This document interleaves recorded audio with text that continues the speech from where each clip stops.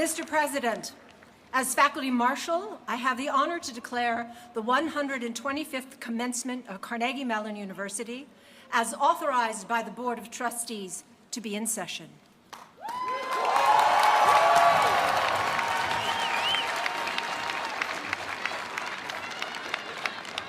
Please rise for the singing of our national anthem by Emma Rogers, who is graduating today with her Bachelor of Fine Arts degree in vocal performance.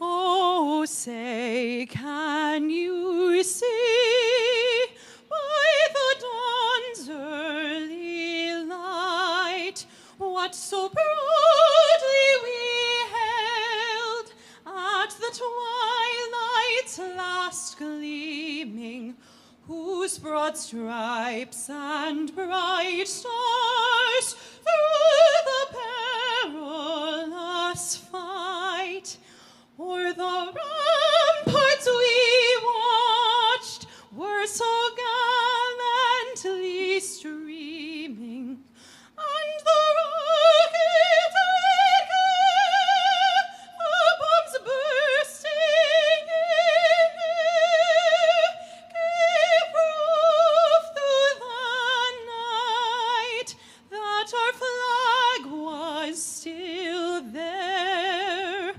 Oh, say does that star-spangled banner yet wave o'er the land of the brave and the home of the brave?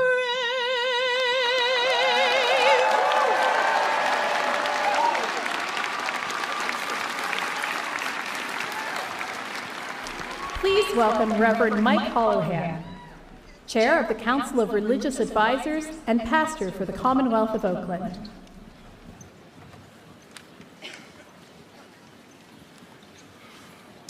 Good morning, Carnegie Mellon University. What a wonderful day to gather for celebration. We are gathered here this morning on the expectant edge. You, the graduates, are standing at the trailhead, about to step on a path that will take you into the wilderness of your life. And you may be wondering, how will I know where to go? Frederick Buechner, the novelist and Presbyterian minister, once said that where you are called to is the place where your deep gladness and the world's deep hunger meet. And I trust that in your years here at CMU, you made contact with your own deep gladness, that the things you expected to learn energized you, that the things you were surprised to learn made you curious, that you know yourself more deeply than when you started, that you can name your abilities and your limits, your desires and your distastes, your hopes and your dreams, not only for your own life, but for the world you will live in. I trust that you have also learned about the world's deep hunger, hunger for wisdom, fairness, and justice, for peace, safety, and healing. And so we give thanks for all those who nurtured this learning space for you, for professors and custodians, for food service workers and therapists, for administrators and coaches, for friends and family, perhaps even for religious leaders. We give thanks for all who helped you know your gladness and the world's hunger, because you will use this knowledge to find your way. The degrees you are about to hold are signs of your intelligence, diligence, and resilience, signs of your ability to complete a rigorous, world-class education. And to some extent, they are signs of your good fortune, because you will be welcomed into new places when you leave this place. In offices and boardrooms and classrooms and theaters and studios and labs and city halls, you will be welcomed in these places. People will make room for you in these places. And with the rewards of your work, you will build your life, you will build your home, you will find a community. And you will continue to witness and even experience the ways that our world keeps us hungry for peace and justice and mercy. And so here is my prayer for you this morning, if you will allow me to pray for you. And if not, then please accept my hope for you, that you will use the skills and talents you have developed here to bring your gladness and the world's hunger together. That you will use them not only to turn the wheels of our economy and our society, but when it's needed, to jam a stick into the spokes, to disrupt systems of wealth and power when they cause our unhappiness, so that together we can build a more just, equitable, and peaceful world, not only for ourselves, but for the generations to come. Because where our deep gladness and the deep hunger of the world meet, there we will find peace. May you all enjoy all the blessings that this life has to offer. Let it be so.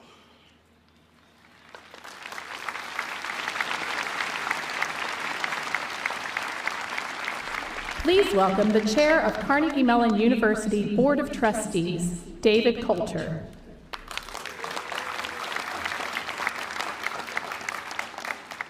Good morning, or maybe I should say a very happy, sunny Sunday graduation morning.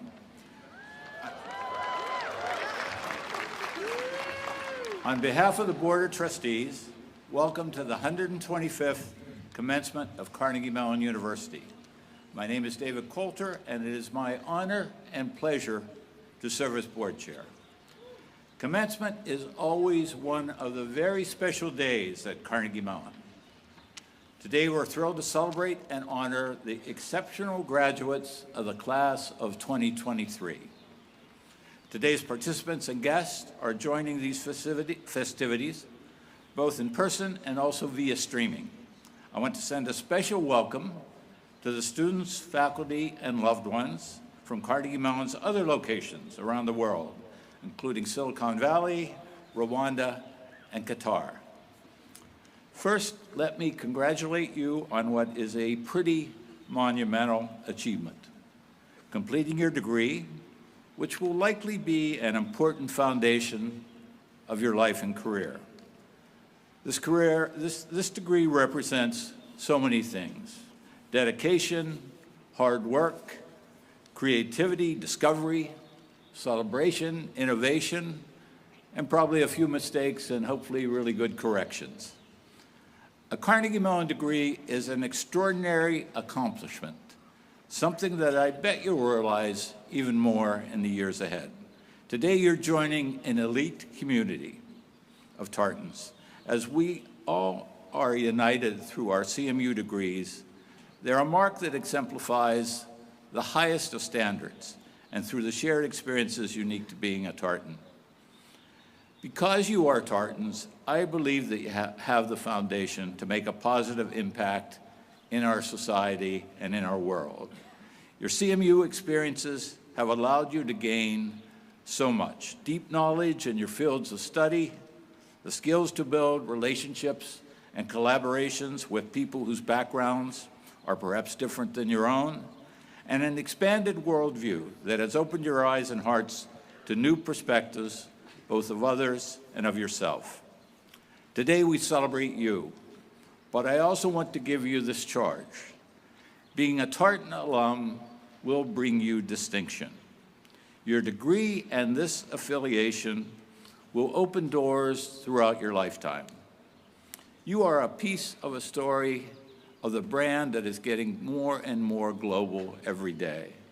That means you will also be an ambassador of the alma mater, which carries an obligation. And so, as you have for these years here on campus, continue the long-standing CMU tradition of doing work that matters.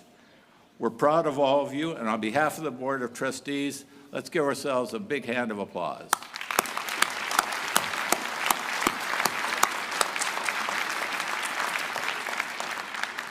I want to offer our congratulations as well to the many friends and family members, mentors, faculty, coaches, staff, and others who have helped our class of 23 graduates succeed.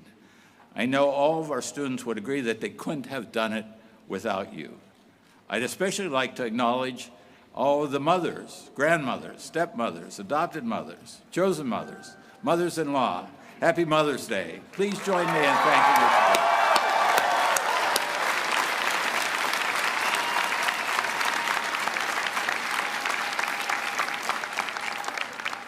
As trustees, it is our job to uphold the university's values and to support CMU in advancing its mission to make a transformative impact on society. A number of trustees are here on the platform this morning. Would you all please stand if you are able and be recognized?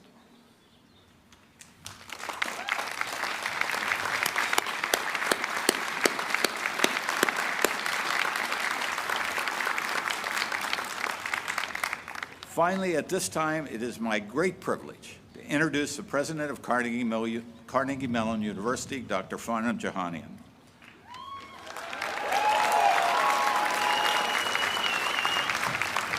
Prior to his appointment, he served as the university's vice president for research, then provost, and later as interim president.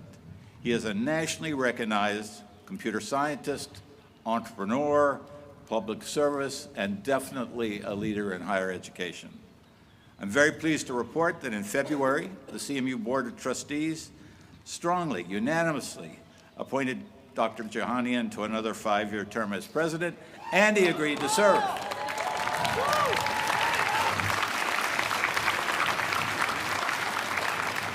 Please welcome the 10th president of Carnegie Mellon University, Dr. Farnham Jahanian.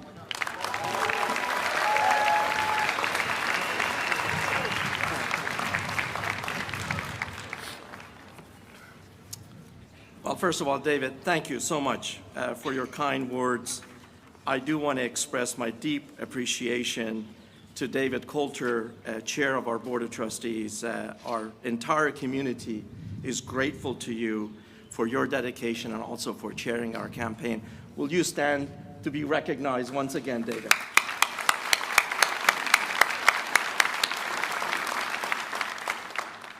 Well, good morning, everyone.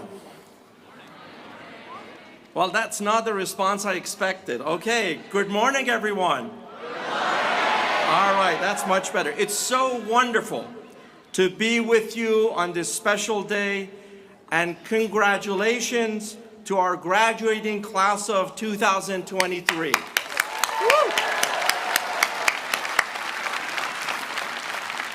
Commencement is one of the most special days for our community. Today, we've gathered for one purpose: to celebrate your hard work and all of your accomplishments. Your time here has been most unusual, but through all of the trials of these past 4 years, it's been a thrill to watch you grow and develop into the incredible scholars you are today. It's an absolute joy to honor your achievements at our 125th commencement ceremony. I want to extend a warm welcome to your family members and loved ones who are here to share in your accomplishments. I would especially like to echo David's warm wishes to all the mothers joining us. Happy Mother's Day. Graduates, would you please join me in thanking your family members who are here to support you and loved ones.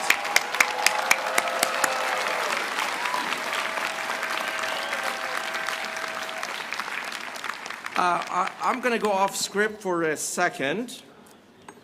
Here it comes. Like many of you, I actually have a family member who's graduating today. Some of you know that my daughter graduated a couple of years ago, so my wife and I are proud CMU parents. But I actually have a nephew who is graduating today.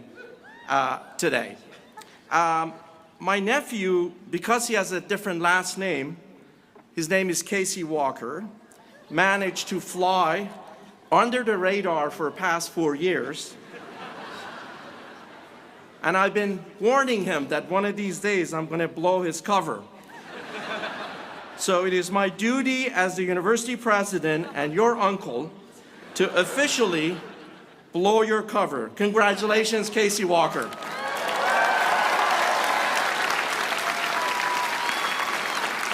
There you are. I don't know, wherever you are. I also want to wish to congratulate the faculty staff who've guided our students along the way. Let me also express my deep appreciation to our CMU Board of Trustees for their service, their passion, and commitment to Carnegie Mellon. Would you please join me in thanking our faculty, staff, and our trustees for all they do for our university. It is now my pleasure to recognize the faculty members who have recently accepted emeritus status. Like all of our educators, these distinguished individuals are scholars, scientists, artists, and above all, teachers. They have left an indelible mark on this university through the support and guidance they have provided to our students and through their legacy of exceptional scholarship. The names of these emeriti faculty will be projected on the screen at this time. Those emeriti faculty who are present this morning, if you're able to, please stand to be recognized.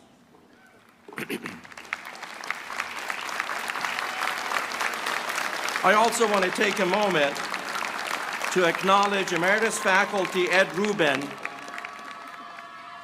At 53 years, Ed is currently the longest serving faculty member in the College of Engineering. Ed, please stand to be recognized.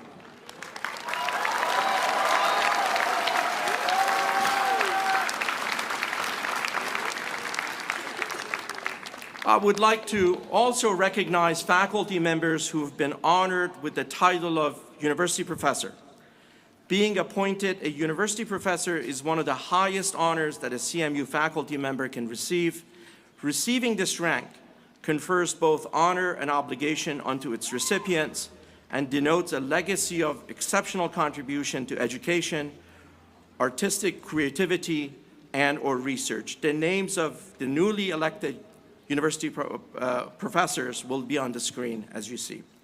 Would the university professors who are present this morning, if you're able to, please stand to be recognized.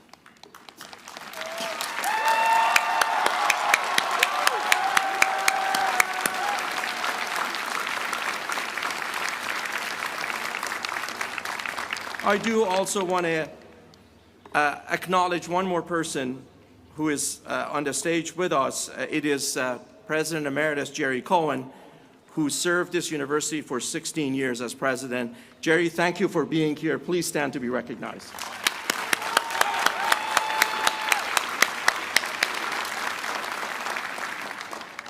At this time, it's my pleasure to welcome Sharon Lavelle. Sharon is graduating today with her Master's of Fine Arts degree in dramatic writing and will perform a reading of the poem Desiderata by Max Ehrmann. Sharon?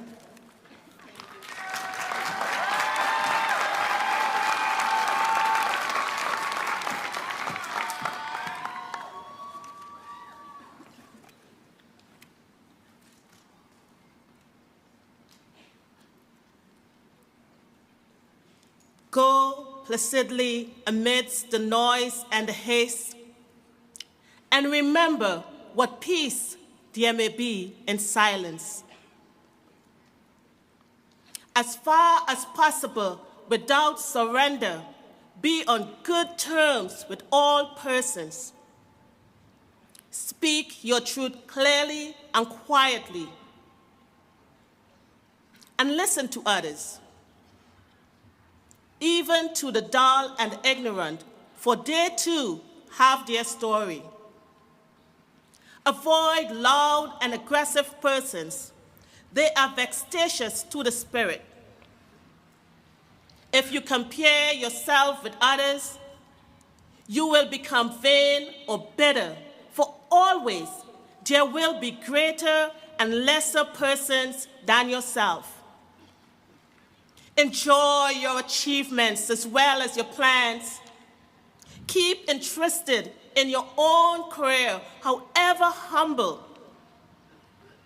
It is a real possession in the changing fortunes of times. Exercise caution in your business affairs, for the world is full of trickery. But let this not blind you to what virtue there is.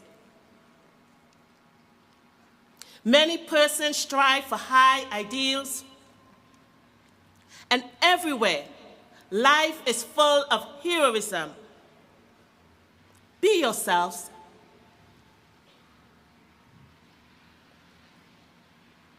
Especially, do not feign affection, neither be cynical about love. For in the face of all aridity and disenchantment, it is as perennial as the grass. Take kindly the counsel of the years, gracefully surrendering to the things of youth.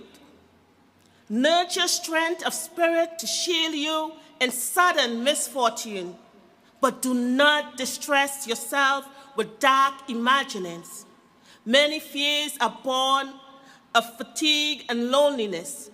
Beyond a wholesome discipline, be gentle with yourselves. You are a child of the universe, no less than the trees and the stars, and you have a right to be here. And whether or not it is clear to you, no doubt the universe is unfolding as it should. So be at peace with God. Whatever you conceive God to be, and whatever your labor and aspiration in the noisy confusion of life, keep peace in your soul. With all its charm, drudgery, and broken dreams, it's still a beautiful world. Be cheerful. Strive to be happy.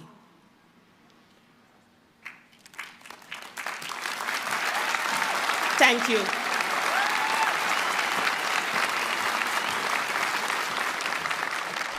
And now, a message from Carnegie Mellon Alumni Association Board President, Britt McCandless Farmer.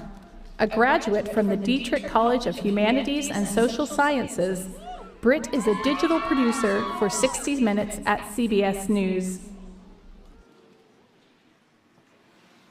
Hello, class of 2023. It's my honor to be among the first to welcome you officially into our alumni family. I'm so sorry I can't be there with you in person. It seems appropriate that today is Mother's Day, as I am busy rocking and burping who I hope will be the newest member of the Carnegie Mellon class of 2045. On behalf of the entire alumni community, I want to wish you a massive congratulations. What you have done to arrive here today is nothing short of remarkable. You have studied, programmed, and performed, done the reading, overloaded your units, and perhaps even cried at office hours. You've survived 112, diligently maintained lab notebooks, and climbed the unnecessarily steep steps of Doherty Hall. Graduate students, you've conducted groundbreaking research, built relationships that will be important throughout your career, and advanced your fields in new and exciting ways. And maybe you too have cried at office hours. And you did all of these things while navigating a once-in-a-lifetime global pandemic and trying your best to dodge the latest COVID variant. When semesters were virtual, you pushed yourself to log on to classes from all over the globe. Each of you has earned your degree, and we are incredibly proud of you. The alumni community is also grateful to you. Because of you, our traditions, those rituals that are the hallmarks of life at Carnegie Mellon, have continued. They're the big ones, like painting the fence, building booth, and racing buggy. And they're the ones unique to each college, program, or student organization. More than keeping those traditions alive after semesters of remote learning, you have breathed new life into them. For years to come, new students who walk onto campus will know what it means to be a Tartan because of you. You are the guardians of unique memories of life at Carnegie Mellon during the pandemic, and the alumni community will turn to you for decades to come to tell that story. You have done so much for this community. You should know what we can do for you. Today, you join a family of more than 125,000 fellow Carnegie Mellon alumni.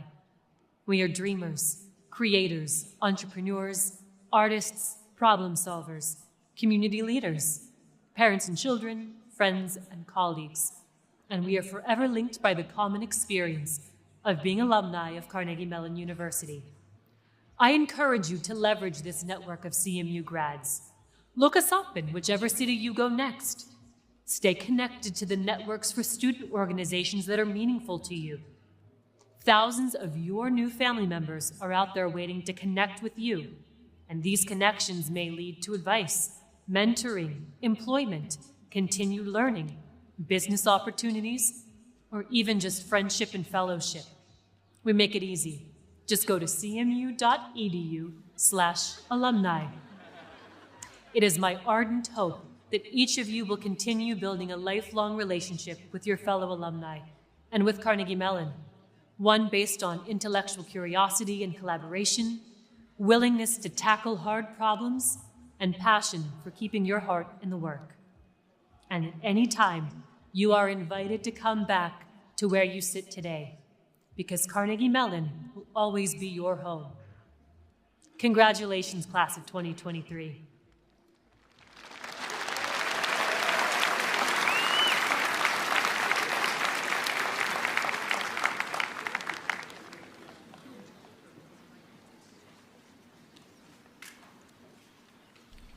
Please welcome Prithu Parikh, the President of the Undergraduate Student Senate, who is graduating today with his Bachelor of Science degree in Electrical and Computer Engineering.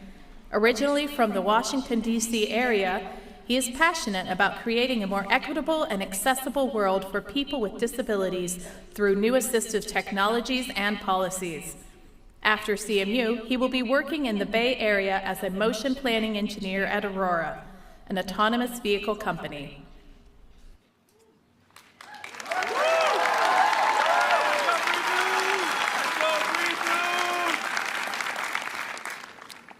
Good morning, faculty and staff, family and friends, distinguished guests, and of course, the graduates of the class of 2023. It is an honor to stand before you today at this important milestone in our lives, and a privilege to have represented many of you as the Senate President over the last year. I want my work to have an impact. These words have been echoed throughout my conversations with so many of my peers as we discuss their life goals and aspirations. It seems to me that we are like a fleet of ships, navigating uncharted waters in search of a better future.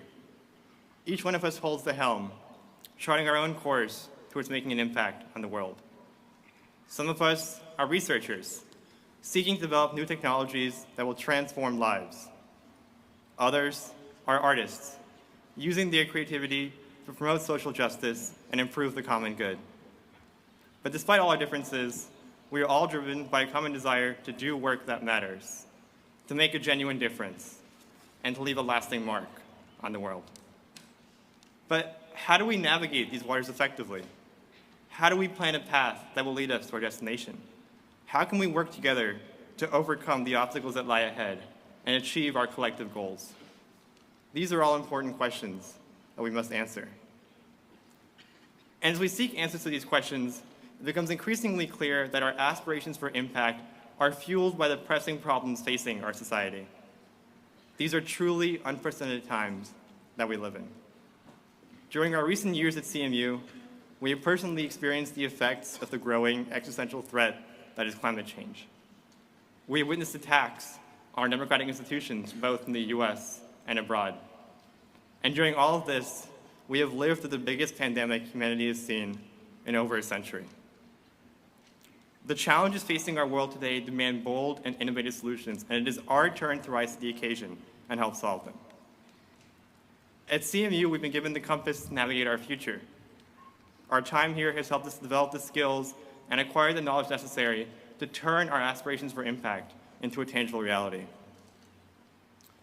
Carnegie Mellon's mission is to challenge the curious and passionate to deliver the work that matters. And in my experience, it has done just that. For me, CMU is where I found my purpose, and I'm sure that many of you here today can say the same. with chances to learn from and teach with world-renowned professors and conduct groundbreaking research, unique traditions like Booth and Buggy, and the hundreds of student orgs on campus like Carnegie Mellon Racing, Scotch and Soda, and Senate, we've had a vast variety of opportunities to find our own path and passion. That one thing that makes us tick, that motivates us to wake up early in the morning and stay up late and eats away at our time. That one thing where work doesn't feel like work anymore. And Andrew Carnegie's quote that we've heard hundreds of times, "My heart is in the work," starts to make just a little bit of sense. The only way to truly find your passion is by exploring, experimenting, and experiencing the world around you, especially if it means stepping out of your comfort zone and embracing the possibility of failure. As we reflect on our time at CMU, we are proud to have been part of a community that values inclusivity and supports one another. It has allowed us to test our limits, discover our potential, and challenge ourselves to grow as individuals. The way that I navigate the world, living with a disability, is different from many of you. And the fact that I'm on this stage here today is a testament to the power of the extremely supportive CMU community, faculty, administrators, and my fellow students.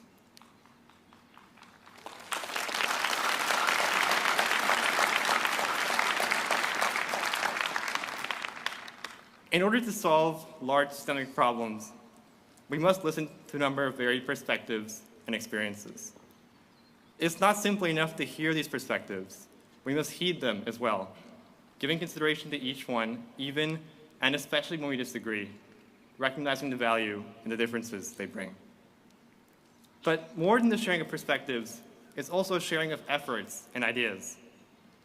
The problems we face today will not be solved by one singular discipline, but require the combined work of people from many diverse subject backgrounds. Carnegie Mellon always has, and always will be, a multidisciplinary institution. It's rare for a university to have dedicated students talented in engineering and science, collaborating and learning side by side with those in the humanities and arts. By doing all of this, we are setting the course for a strong and steady journey. When all voices are heard and their experiences are taken into account, we can chart a clear path that is easy to navigate, enabling everyone to reach their full potential and destinations. Now, all this is not to say that CMU is like some perfect city upon a hill.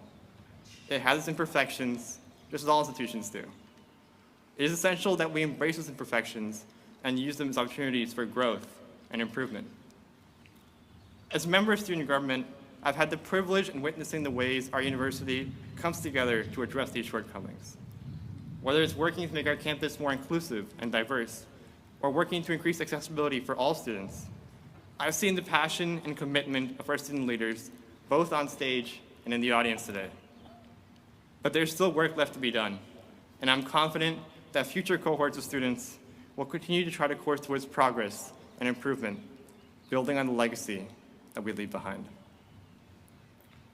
As we all leave here today and cross the fence for the last time, embarking on the next chapter in our lives, let us continue reflecting on the big questions. Let's take with us the lessons we've learned and memories we made at CMU and use them to fuel our passion to keep making a difference. Our future is bright, and the possibilities are endless. So let us set sail with confidence, navigating the uncharted waters of our future with determination, knowing that we have the power to make a positive impact and leave a lasting mark on the world. Congratulations to the class of 2023. We've made it, and the world is waiting for us.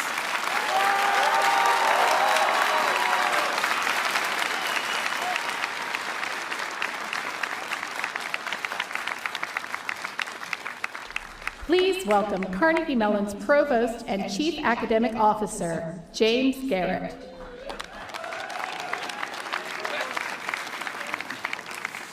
Good morning. Before I begin the next section of our program, I want to acknowledge our student speaker. Thank you for those inspiring words, Preetu, and best wishes for your continued success. I also want to acknowledge Sharon Lovell for her moving performance earlier in the program. Please join me once again in congratulating Preetu and Sharon.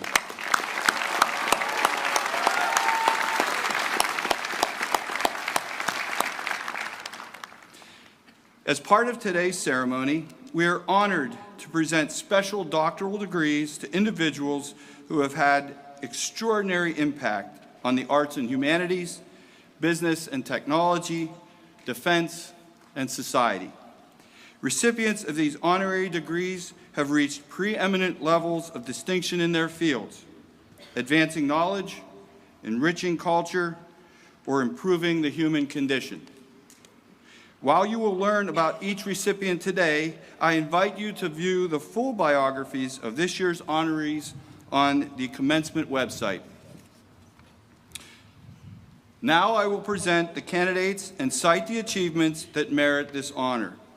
Then President Johanian will award all candidates their degrees, and together they will receive their doctoral hoods.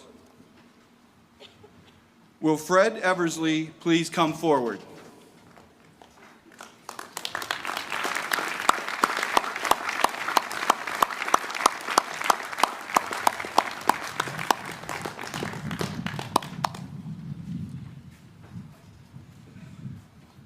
Fred Eversley, you are an acclaimed artist. Following your graduation from Carnegie Mellon's College of Engineering, you contributed to NASA's Apollo and Gemini missions before turning to what would become your life's work as an artist. As a sculptor whose characteristic style shaped the light and space movement in California, as well as other artistic movements, your engineering training has informed your exploration of energy and astrodynamics through art, as well as your expert deployment of the parabola within your work. You've been a pioneer in the innovative use of modern materials such as plastic, resin, and industrial pigments, while creating timeless pieces that inspire viewers to consider light, energy, sight, and human understanding in both concrete and abstract terms.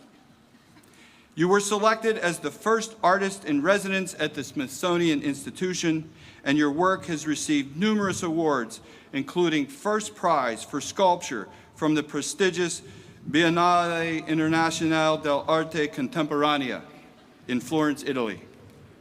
Your work is in the permanent collections of more than 36 museums and has been exhibited in solo and group exhibitions in renowned museums and galleries around the world. Next year, you will be the subject of a career-spanning survey at the Benton Museum of Art in Pomona College. Fred Eversley, for your groundbreaking contributions to the contemporary art world for more than half of a century, Carnegie Mellon is proud to award you the honorary degree of Doctor of Fine Arts.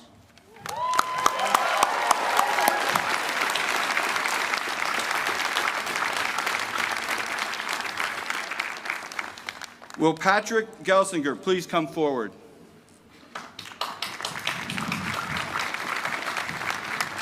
Patrick Gelsinger, you are a titan of the computing and semiconductor industries. During your first 30 years at Intel, you became the company's youngest vice president and later its first chief technology officer. In these roles, you led teams developing and bringing to market key technologies such as USB, Wi-Fi, Intel Core and Xeon processors, and 14 microprocessor programs. You later became president and chief operating officer of EMC's Information Infrastructure Products business, and then CEO of VMware, where you transformed the company into a global leader and were named the top CEO in America in 2019.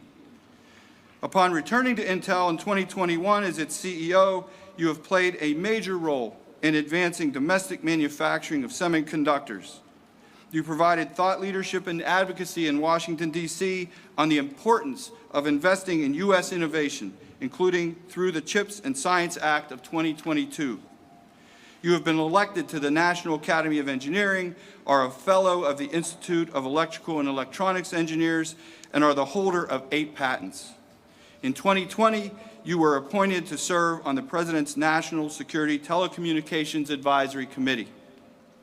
Patrick Gelsinger, for your role in driving forward technologies that have changed society, and for your visionary advocacy to ensure a future for U.S. domestic manufacturing, Carnegie Mellon is proud to award you the honorary degree of Doctor of Science and Technology.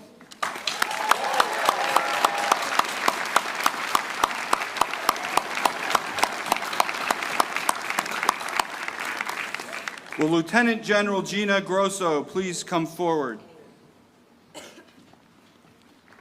Lieutenant General Gina Grosso, following graduation from Carnegie Mellon's Tepper School of Business, you have served your country for nearly 4 decades. In 2018, you retired from the United States Air Force as a lieutenant general after 32 years of service. Your numerous leadership roles include Deputy Chief of Staff for Manpower, Personnel, and Services, Director of Sexual Assault Prevention and Response, Director of Force Management Policy, Director of Manpower Organization and Resources, and Commander of the Joint Base McGuire-Dix-Lakehurst and 87th Air Base Wing, which was the first Department of Defense tri-service base. Since 2021, you have served as Assistant Secretary for Human Resources and Administration, Operations Security and Preparedness at the Department of Veterans Affairs. In your role, you lead a vast portfolio for the department's 440,000 employees, including human capital and preparedness, law enforcement, and security.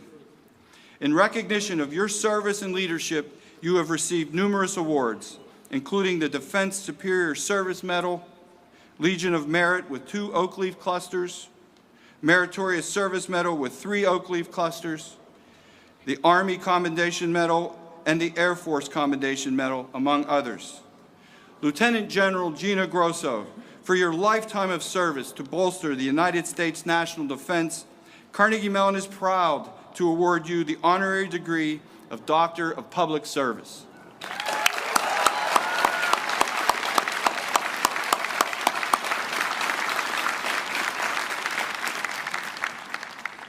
Will Judith Light please come forward?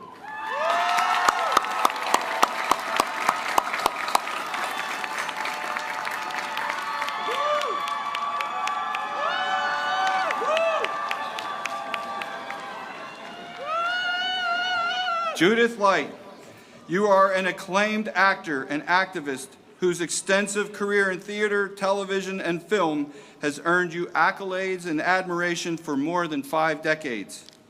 After earning your bachelor's degree from Carnegie Mellon School of Drama,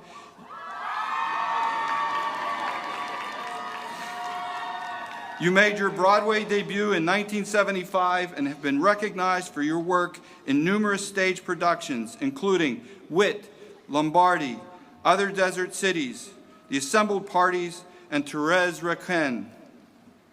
Generations of admirers have been moved by your performances in memorable television productions such as One Life to Live, Who's the Boss, Ugly Betty, Transparent, The Politician, American Crime Story, and Julia. You have also starred in groundbreaking films including The Ryan White Story, Tick, Tick, Boom, and most recently, The Menu. For your extraordinary portrayals, you have received numerous honors, including 2 Tony Awards for Best Featured Actress in a Play, 2 Emmy Awards, and a star on the Hollywood Walk of Fame, among others. You are also a passionate champion for human rights and HIV/AIDS awareness, working with organizations such as Broadway Cares, Equity Fights AIDS, the Point Foundation, GLAD, and the Names Project AIDS Memorial Quilt. For this work, you received the GLAD Excellence in Media Award in 2022, and in 2019, the American Theater Wing and Broadway League awarded you the Tony's Isabel Stevenson Award for your legacy of philanthropy. Judith Light, for your exceptional career on stage and screen, and for your fierce dedication to using your platform to amplify marginalized and overlooked communities, Carnegie Mellon is proud to award you the honorary degree of Doctor of Fine Arts.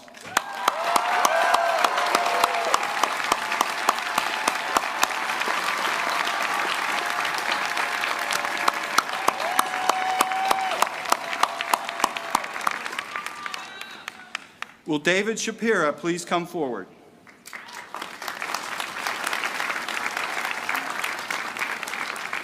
David Shapira, you are a renowned corporate leader and philanthropist who has impacted Western Pennsylvania and beyond through your business acumen and passion for community service. Within a decade of joining the company founded by your grandfather, you were named president and CEO of Giant Eagle in 1980.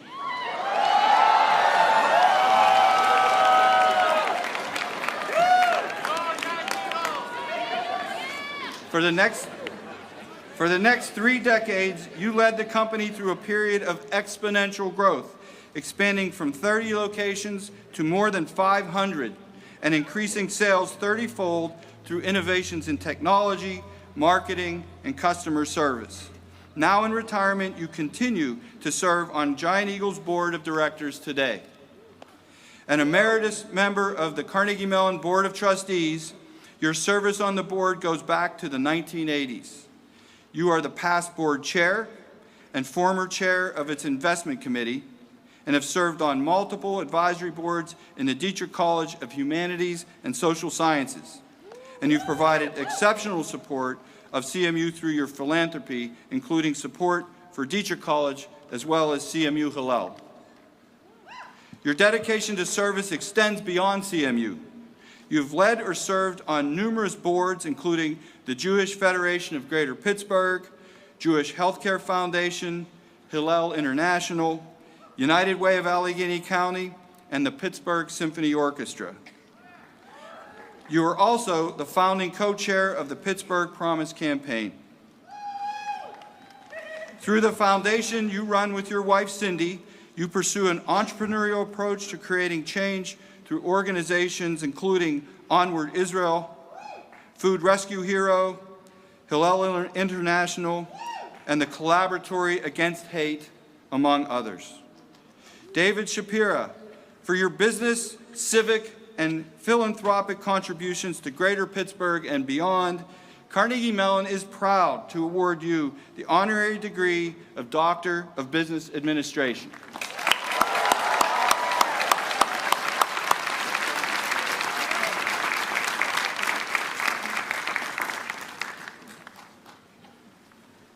Fred Eversley, Pat Gelsinger, Lieutenant General Gina Grosso, Judith Light, and David Shapiro.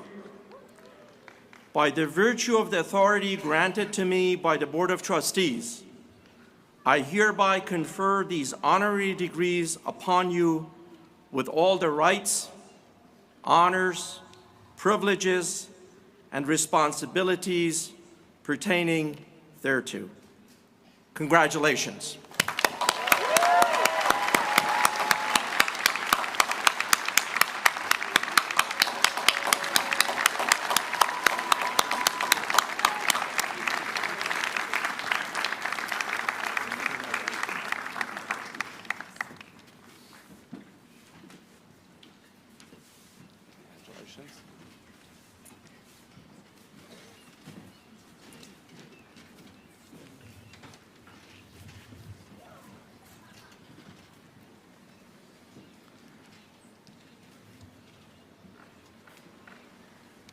Once again, please join me in congratulating our honorary degree recipients today.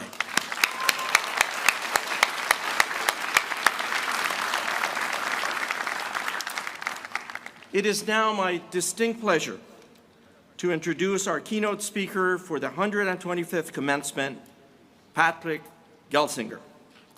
As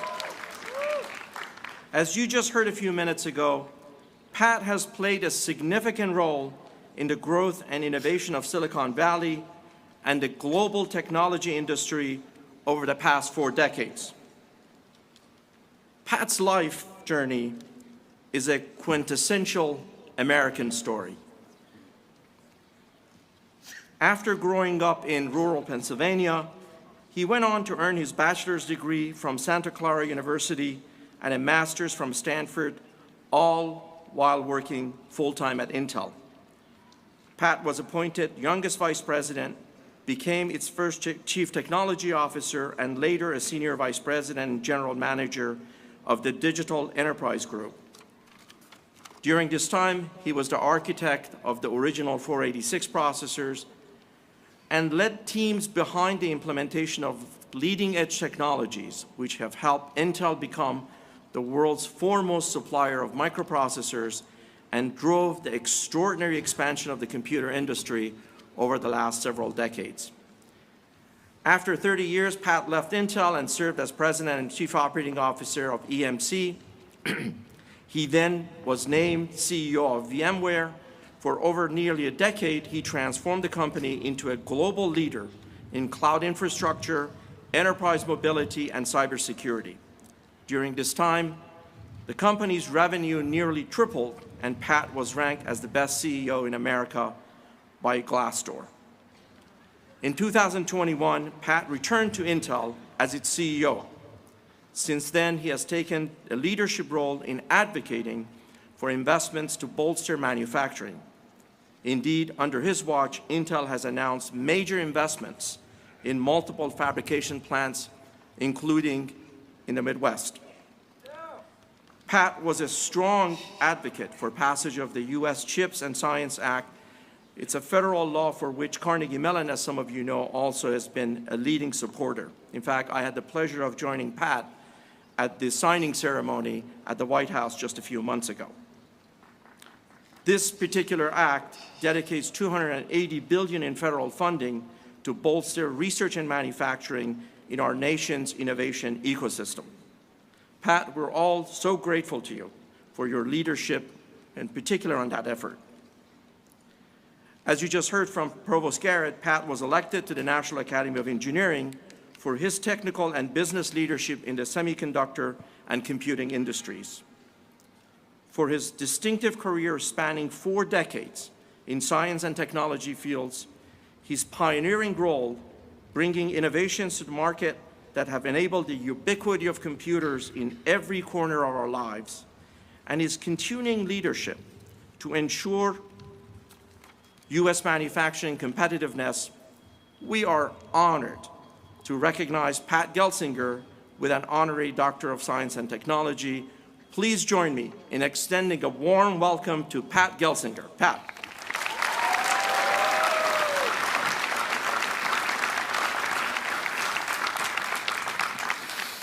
Congratulations, class of 2023. Woohoo! Graduation, a time to celebrate, reflect on the sacrifices, the accomplishments of the past, and the possibility of the future. And today, on Mother's Day, how special. What could be a better gift to every mother than graduation? Off the payroll.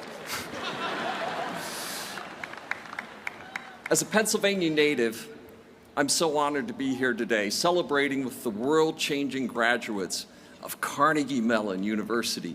You, the innovators of tomorrow, you are those who will define the era ahead of us.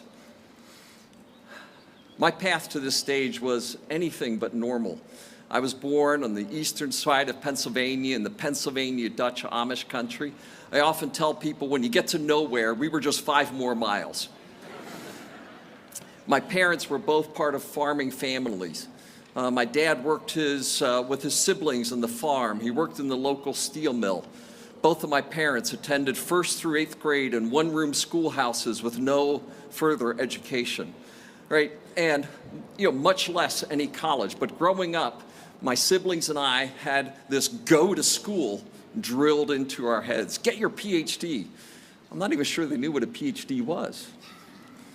Yet for me, it was completely unimaginable to ever aspire to a place like Carnegie Mellon University, much less a PhD. In my junior year in high school, I accidentally took a scholarship exam and I won. I shortly found out I wasn't supposed to take it yet, but my guidance counselor suggested, hey, maybe some community college credits and you could take the scholarship. I think she just wanted to get rid of me. And so off I went at 16 years old and began my associate's degree program. Technology enthralled me. I discovered something new every day. And the first time I touched a computer, I was hooked. After getting my 2-year degree, I interviewed with Intel. They bought me a plane ticket. I had never been on an airplane. A free trip to California? Woohoo! Let's go, baby. You know, farm kid to California. The interviewer, right, that day, he noted in his file on me, he said, smart, aggressive, arrogant. He'll fit right in. Maybe that's why the guidance counselor wanted to get rid of me. But I was fueled by this deep belief in technology, and Intel became like a second family to me. The opportunity to create and innovate, to be part of life-changing baseline technologies that are becoming part of how every human operates. This just thrilled me. And of course, I brought my Pennsylvania work ethic into the workplace. You know, if I wasn't being kicked by a horse, bitten by a cow, covered with hay dirt, working in an air-conditioned building, this was pretty darn good. And I spent the first 30 years of my career at Intel becoming the company's first chief technology officer. 14 generations of microprocessors, seminal technologies like USB and Wi-Fi. When my granddaughter now sticks her USB stick into the computer, she says, "Thank you, Papa." My dream was to become Intel CEO. It would just be the perfect career, but in 2009, after 30 years with the company, I was pushed out. I was heartbroken. My vision was crushed. And suddenly I found myself trying to map out what was next. And as many of you are now also on a journey to map out the future, and hopefully with a much more positive and opportunistic mindset than I had at the time, I wanted to share some advice that has served me well in my career. MAP, a map for your journey. M is for mentors. Find them, listen to them. I've been blessed by 5 major mentors in my life, and only one of them is still with us today. But even 40 plus years into my career, I still talk to them every Friday morning. Early in my own career, I had advanced as a technician. I was an entry-level engineer, and I was a bit precocious young manager, and I was trying to get the 83, 86 out the door, and I had the opportunity that I was going to present to the executive team of Intel about some persistent problems that we had in our computer systems. I had my data, right, and here I was presenting to the executive staff, urgently had to fix some of these issues. And I was pointing my finger at the veritable gods of Silicon Valley. The trio, what I call the Trinity of Silicon Valley. Robert Noyce, the inventor of the integrated circuit. Gordon Moore, the industry shaping Moore's Law. And the Titan Andy Grove, founder, president, soon to be CEO, Time Magazine Man of the Year. And here I am presenting to them. A week or so after the meeting, I was working intently in my office in the 386 and the phone rings. And that's when you still had phones. Bells rang, so I didn't want to be interrupted, so I picked it up and in the most annoyed voice, I said, "Who is it?" Voice comes back, "Andy." "Andy who?" It was Andy Grove. "I was impressed by your presentation the other day." And he starts saying, "What do you read? What are you studying? What is your next career objective? What's the next job that you want?" Shocked and stammered, I'm just trying to get my chip done. Lousy answers. Be in my office in a week with better ones. And if the president tells you to be in his office in a week, what do, Farnham? Well, they either show up or you leave the country. And I seriously thought about the latter. A week or so later, with a lot more thought-through answers, I showed up in Andy's office.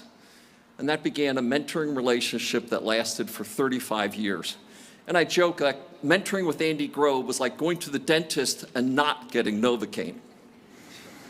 He was tough, he was hard, but he made me better. And these are the kind of relationships that you need for whatever path you pursue in life. Almost every great leader I've interacted with, they have their Andy Grove. Those influences that they describe shaped and drove their career. You know, when I call it, we're like diamonds in the rough, and we need mentors to help knock off those rough facets and show the beautiful diamond inside. You know, in a range of mentoring experiences like Andy, hard and pouring into you, buddies on the path of life, and those that you are reaching into their life, and all allow you to have substance and confidence, and combined, they enabled you to achieve your full potential. M for mentors. A, audacious goals. I encourage each one of you to write a mission statement. What do you want to do with your life? And then live it. In the mid-20s, when I was in my mid-20s, not the mid-20s, but when I was in my mid-20s, I had a period of aimlessness, and I had gotten my first patent.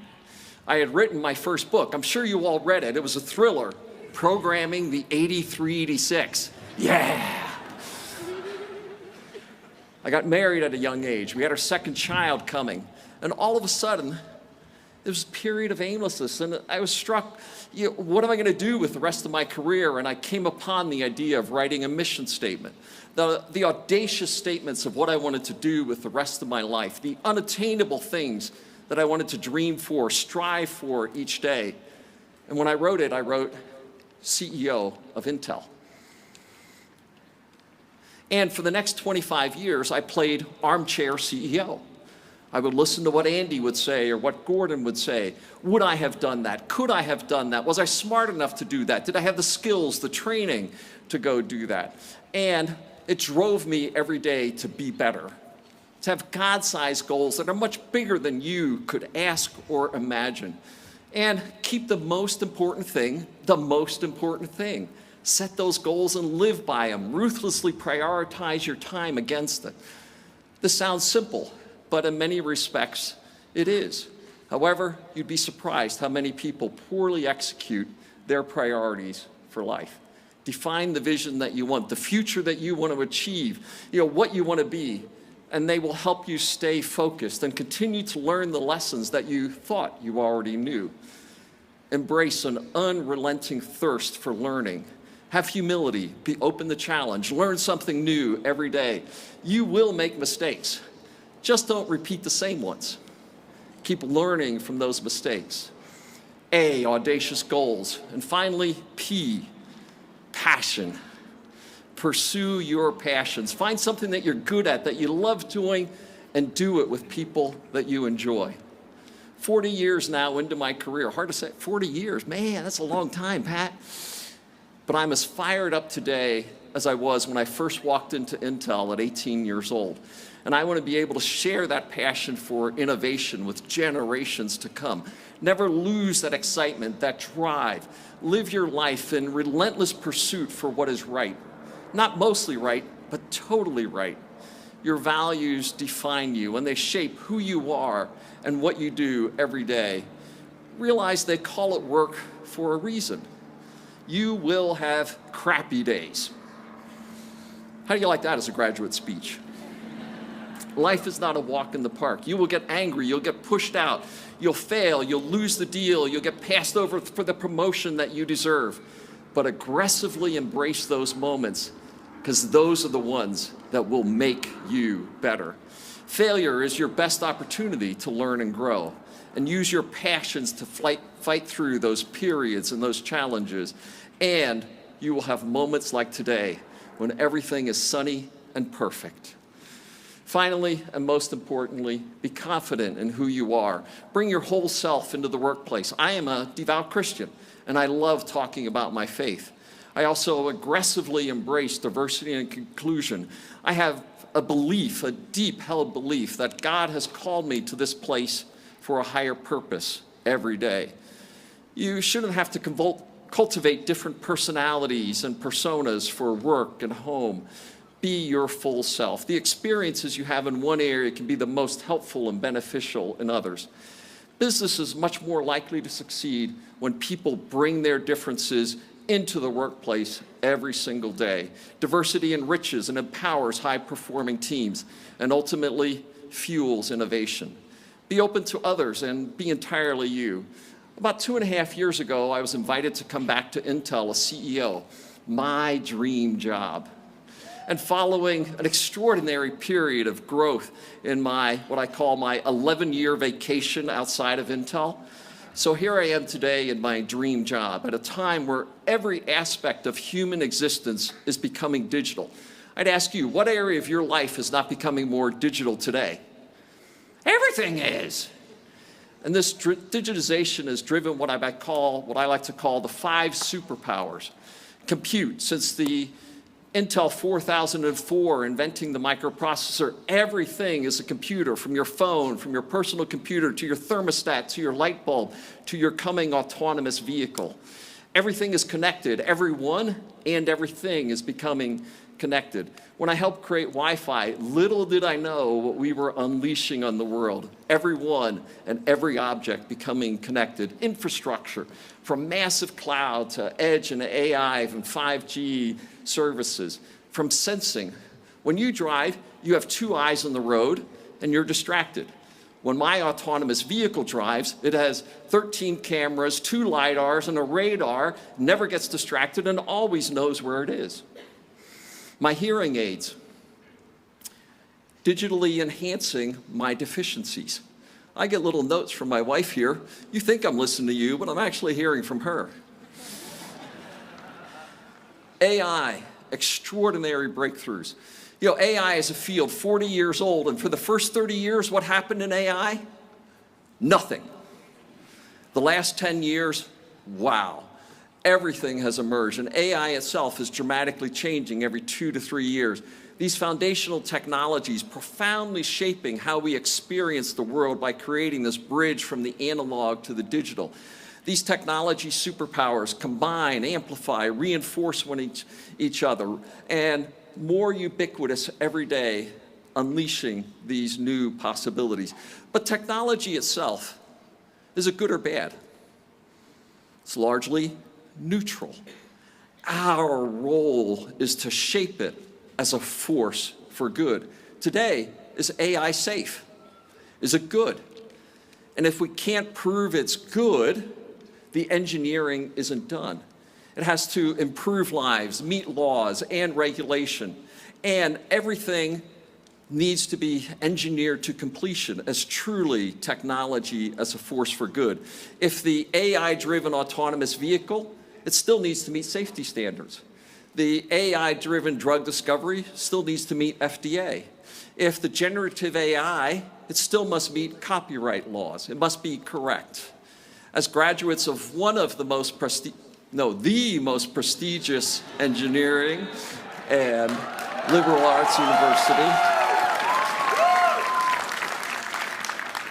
I ask you to join me in committing to make technology a force for good. Last year, I had 3 extraordinary moments. I was recognized at the State of the Union with the Joint Chambers giving standing ovation for the work that we are doing.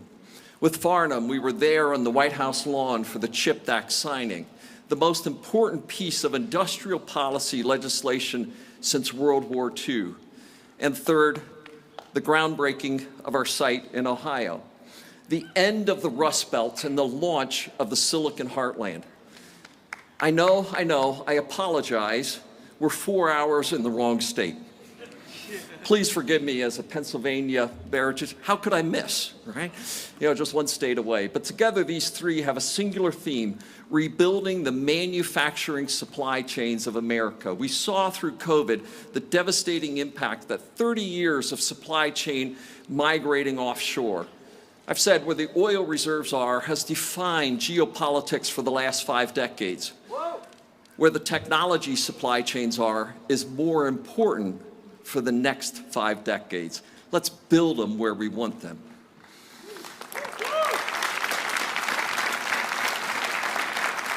As we embark on this next phase of this wonderful journey life, you are the superheroes who will embrace these superpowers as the basis for innovations that we cannot even begin to imagine yet. Join me in shaping them as a force for good, improving the lives of every single human on the planet through this magic of silicon and digitization. When technology is a force for good, it truly is magic. It is up to us? No.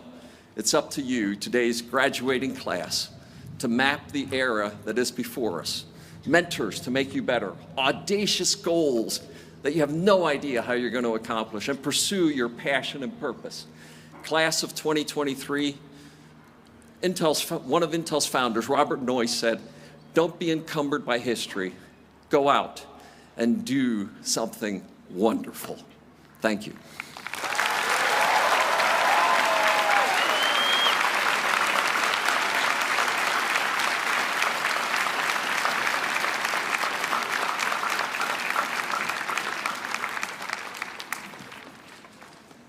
You know, Pat, if I call a faculty member and tell them to show up in my office in 1 week, they will tell me to leave the country.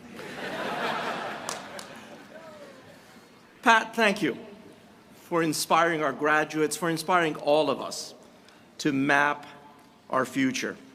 Your career and leadership sets an example, an incredible example for the class of 2023, and we're so grateful that you've joined us on this special day. Ladies and gentlemen, please join me. Let's give another round of applause for our exceptional keynote speaker, Pat Gallagher. Pat.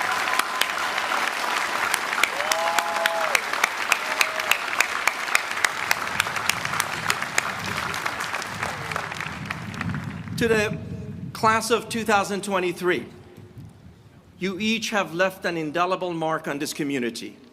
You learned deeply and daily, inside and outside the classroom. You demonstrated what interdisciplinary learning and collaboration in the 21st century looks like. Creative, daring, and full of unexpected discoveries. And you were there for each other during times of celebration and times of strife. I know it hasn't been easy. I know the journey has been long. But along the way, you gained a stronger sense of community and developed lifelong relationships. You persevered and made extraordinary contributions to your field of study and to our campus community. You conceived of new worlds in art, design, and the humanities. Utilized makerspaces to advance cutting-edge technologies like robotics and AI, and forged new ground in science, engineering, business, and the social sciences. You helped continue beloved campus traditions, such as Lunar Gala and the Carnival, where you also designed and built a self-driving buggy, only in Carnegie Mellon.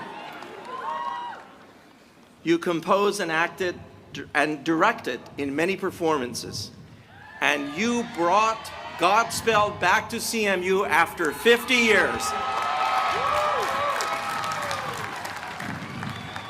You competed fiercely as student athletes, earning bids to national tournaments, breaking records, and becoming NCAA national champions. You built IRIS, the first ever student-developed lunar rover, and the collaborative Moon Arc Museum. You were role models for your peers, serving as orientation counselors, RAs, Tartan ambassadors, and so much more. You were the first cohort of Tartan scholars to join and now graduate from CMU, including your student body president, Natalie Salazar.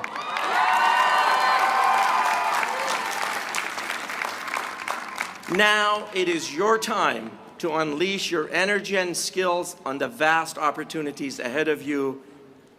But before we confer your degrees, it's a CMU tradition for the president to deliver a charge to graduates.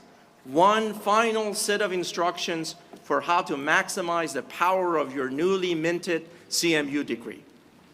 By the way, I hope you listened carefully to Pat Gelsinger's advice. Do everything he told you. The late Herb Simon, the incomparable CMU professor and Nobel laureate, once said, "We're not spectators of the future, we're actors of the future." My charge to you will offer 3 guiding principles for embracing Professor Simon's philosophy. First, be relentless in your pursuit of knowledge. Being educated doesn't simply mean getting a degree and then sitting back. Rather, it requires that you constantly rekindle the fires of your curiosity and stay engaged in the evolution of new ideas. Don't be afraid to expand your horizons and embrace adventure. When the landscape shifts beneath you, make the world your classroom, your canvas, your laboratory, your stage.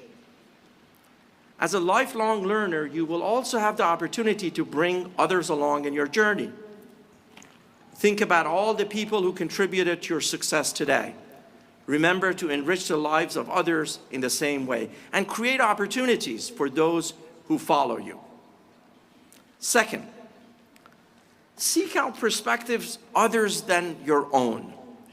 By exploring different points of view, you will create better ideas and stronger solutions. Along the way, you will encounter ideas that challenge you. Even if you consider these ideas wrong or even perhaps offensive, the remedy is not less conversation, but more. Ideas are not defeated by suppression, they're defeated by better, more persuasive ideas. I urge you to embrace and defend the free exchange of ideas and defend freedom of speech.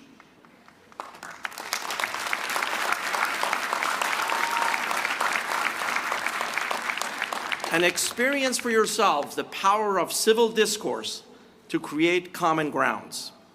In a world where we seem more divided than ever, you are the generation that can help us build bridges. My third piece of advice is perhaps the most important of all. Have faith in our shared humanity. There are lots of reasons to feel pessimistic about the state of the world in 2023. Violence, war, climate change, racism, misinformation. It can be very overwhelming, especially for young people seeking to make their mark on the world. But I want to remind you that our future is still being written, as Pat just mentioned.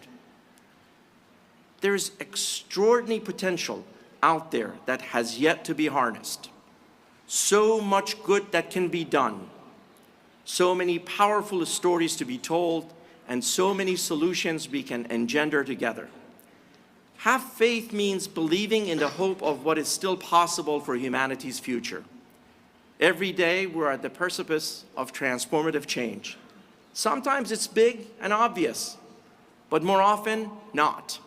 It's happening under the radar in diverse corners of the world where people like you are quietly shaping the future. Remember, have faith in the power of you bringing change to the world and in the world's response to change and in its capacity to surprise you. Graduates, you all possess the training and the intellect to be impactful actors of the future. I'm truly excited for you, and I'm excited for the future because I know it's in good hands. Thank you for allowing me to share this moment with you. This is just the beginning of your lifelong relationship with Carnegie Mellon, and we look forward to following your success in the years ahead. Once again, on behalf of the entire CMU community, congratulations, graduating class of 2023.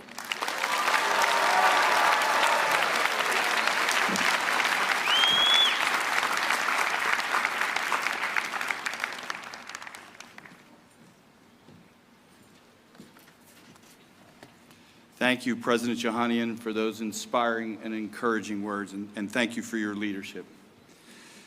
I, too, am so proud of our class of 2023. During your time here, you have persevered and achieved so much, and I have great confidence in each of your futures. I know that you will continue to inspire us with extraordinary accomplishments in everything that you aspire to do.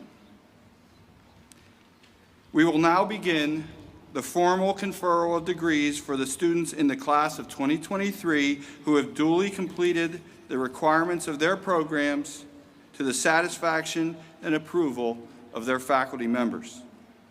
The conferral is a special opportunity for all of us to understand the incredible breadth and depth of the unique educational environment at Carnegie Mellon, including our many interdisciplinary pursuits, minors, and areas of expertise that make this institution so distinctive and this graduating class so exceptional.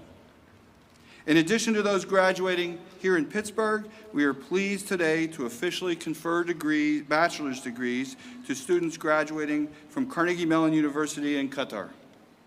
These students earned bachelor's degrees from the Dietrich College of Humanities and Social Sciences, the Mellon College of Science, the School of Computer Science, and the Tepper School of Business. Mike Trick, Dean of CMU Qatar, is here with us today. Dean Trick, will you please stand and be recognized?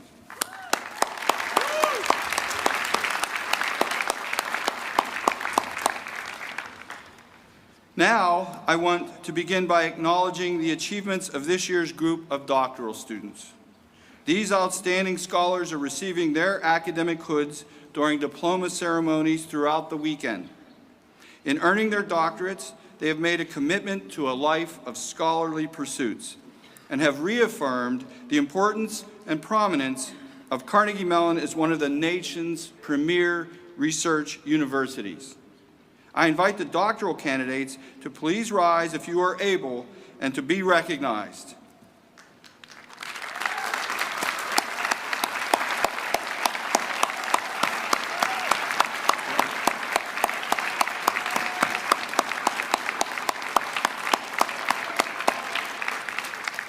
Please be seated.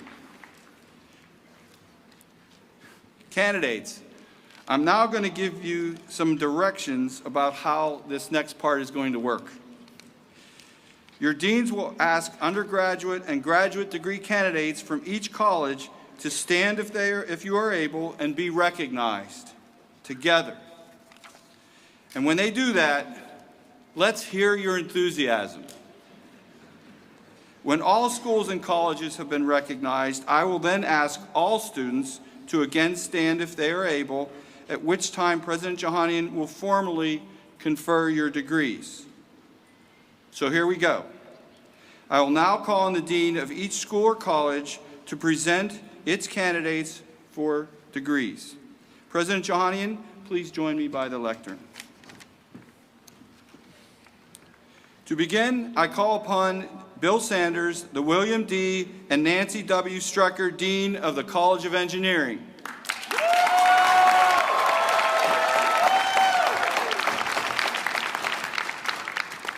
Thank you, Provost Garrett. Will the candidates from the College of Engineering please rise as you are able and make some noise? A lot of noise.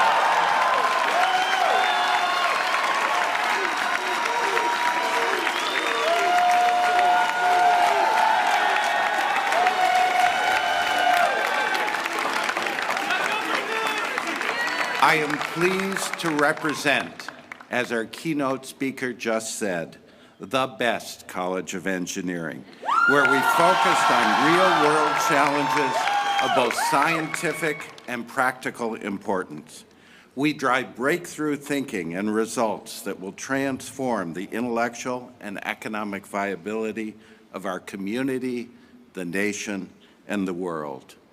As engineers, we aim to build the world that we all want to live in and that we can all thrive in. Mr. President, upon the recommendation of our faculty, I have the honor of presenting the bachelor's, master's, and doctoral degree candidates from the College of Engineering.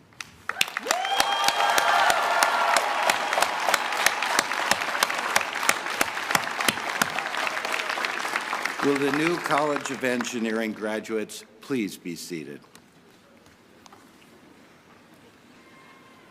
I now call upon Mary Ellen Poole, the Stanley and Marcia Gumberg Dean of the College of Fine Arts.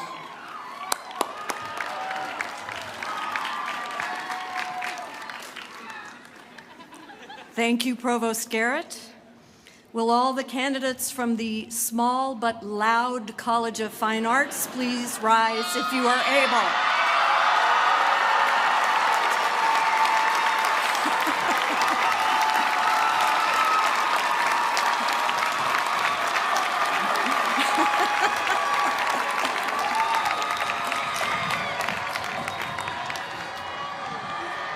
They never stop.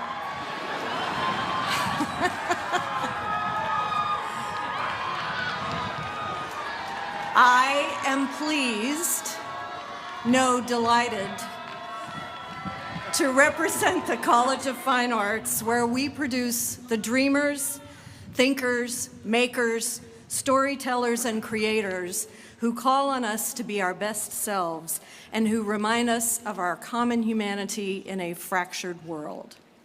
Mr. President, upon the recommendation of our faculty, I have the honor of presenting the bachelor's, master's, and doctoral degree candidates from the College of Fine Arts.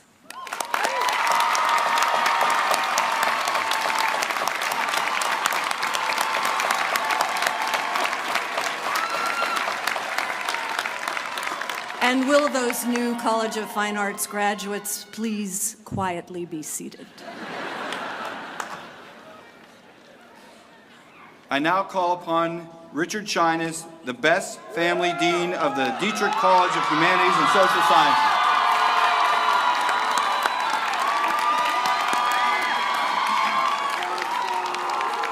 Okay, Dietrich College, as great as the engineering and art students are, I must be getting old because I could barely hear them all the way up here.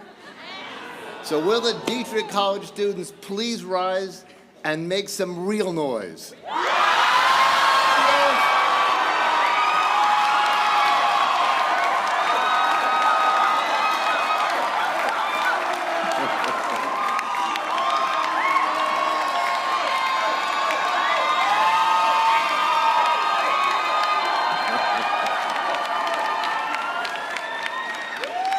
I am pleased.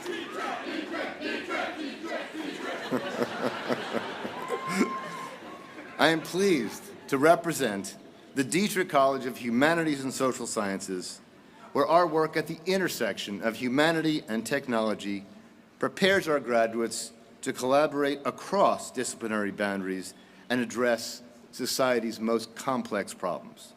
Mr. President, upon the recommendation of our faculty, I have the honor of presenting the bachelor's, master's, and doctoral candidates from the Dietrich College of Humanities and Social Sciences.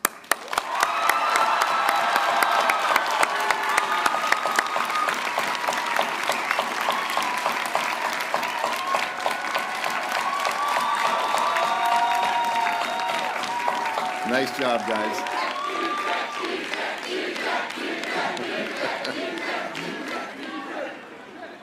Please be seated. I now call upon Ramaya Krishnan, the Dean of the Heinz College of Information Systems and Public Policy.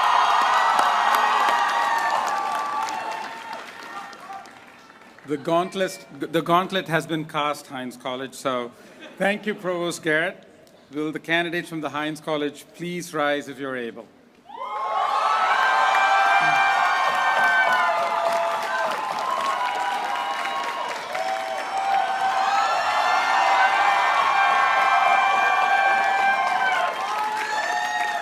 I'm pleased to represent the Heinz College of Information Systems and Public Policy, where we develop the next generation of leaders at the intersection of people, policy, and technology, and hold true to our founding vision to educate students for intelligent action.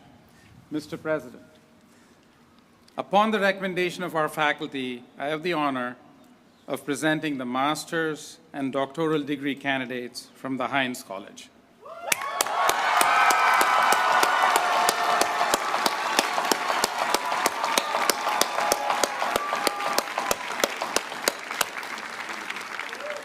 Will the new Heinz College graduates please be seated? I now call upon Rebecca George, the Glenn DeVries Dean of the Mellon College of Science.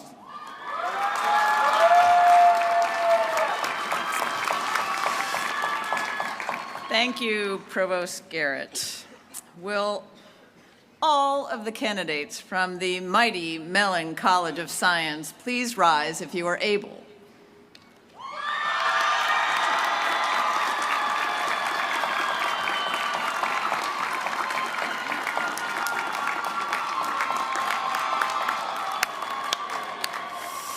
I am pleased to represent the Mellon College of Science, where we are revolutionizing scientific research and education for the 21st century. 10 Nobel laureates have called the Mellon College of Science home, and our graduates will continue this legacy of groundbreaking scientific discovery that benefits all of humankind. Mr. President, upon the recommendation of our distinguished faculty, I have the honor of presenting the bachelor's, master's, and doctoral degree candidates from the Mellon College of Science.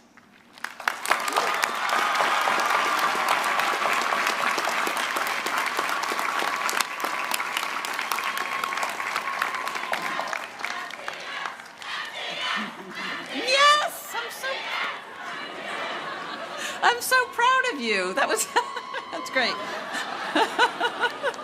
Well done, everyone. Mellon College of Science, please have a seat. Thank you. I now call upon Marshall Hébert, the Dean of the School of Computer Science. Thank you, Provost Garrett. Will all the candidates from the School of Computer Science please rise if you are able?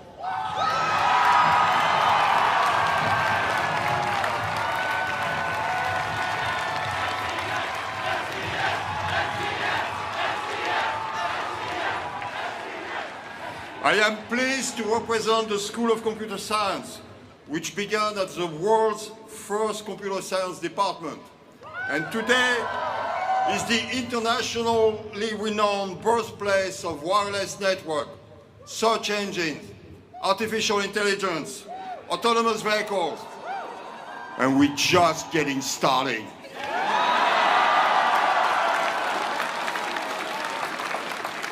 Mr. President, upon the recommendation of our faculty, I have the honor of presenting the bachelor's, master's, and doctoral degree candidates from the School of Computer Science.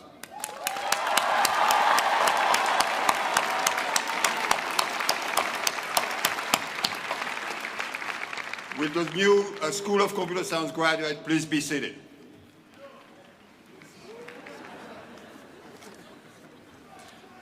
I now call upon Isabelle Bajou, the Dean of the Tepper School of Business.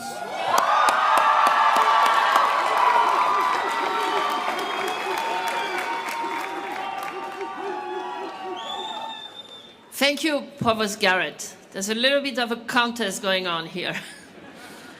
Will all the candidates from the Tepper School of Business please rise if you're able?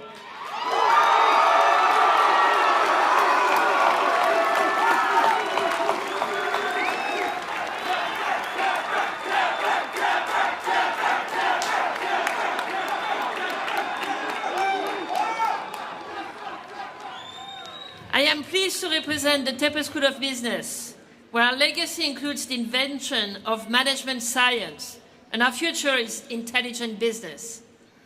Today, we prepare our graduates to lead as they successfully unlock the intelligent future. Mr. President, upon the recommendation of our faculty, I have the honor of presenting the bachelor's, the master's, and doctoral degree candidates from the Tepper School of Business.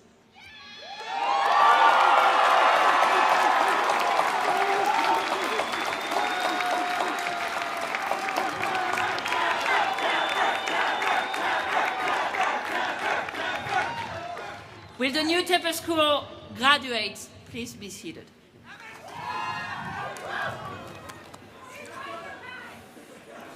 Carnegie Mellon is proud to lead the world in interdisciplinary research and education and nurtures several university-wide, inter-college, and joint degree programs within our university. On behalf of all of the deans and program directors, I will now present the candidates for degrees from these special degree programs. Will all of the bachelor's, master's, and doctoral degree candidates in our interdisciplinary programs please rise if you are able?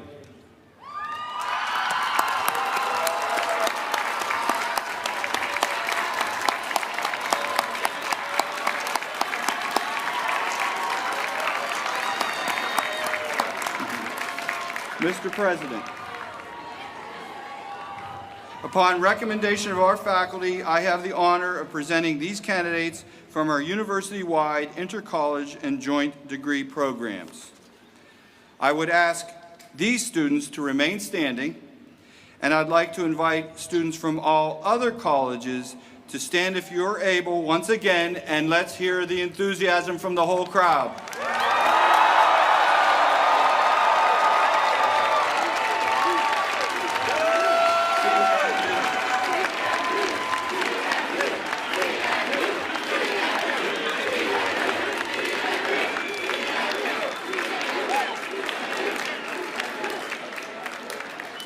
President Jahanian, these candidates from the class of 2023 have successfully completed all of the requirements to receive their degrees. On behalf of the university's faculty, I now ask that their degrees be conferred.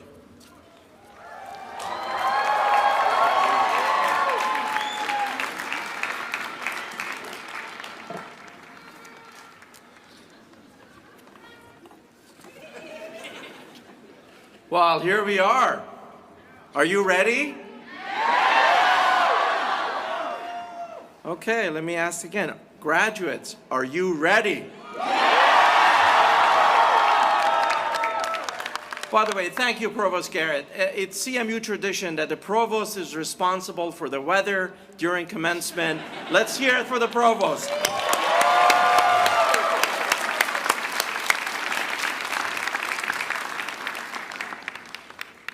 By the virtue of the authority granted to me by the Board of Trustees, I hereby confer these degrees upon these candidates with all the rights, honors, privileges, and responsibilities pertaining thereto. Today, we are proud to officially call you the class of 2023 CMU alumni. Congratulations! What a marvelous sight.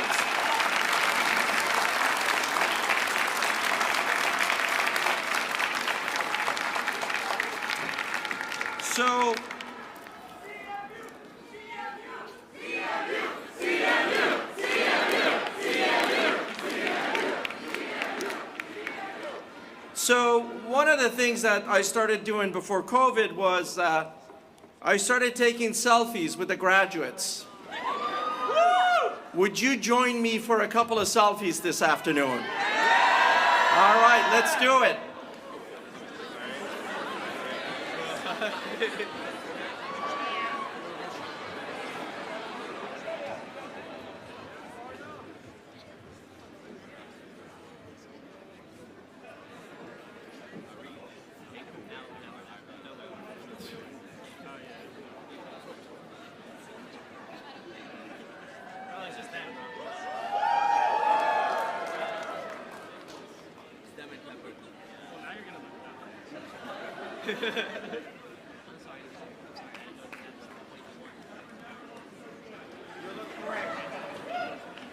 You all look great.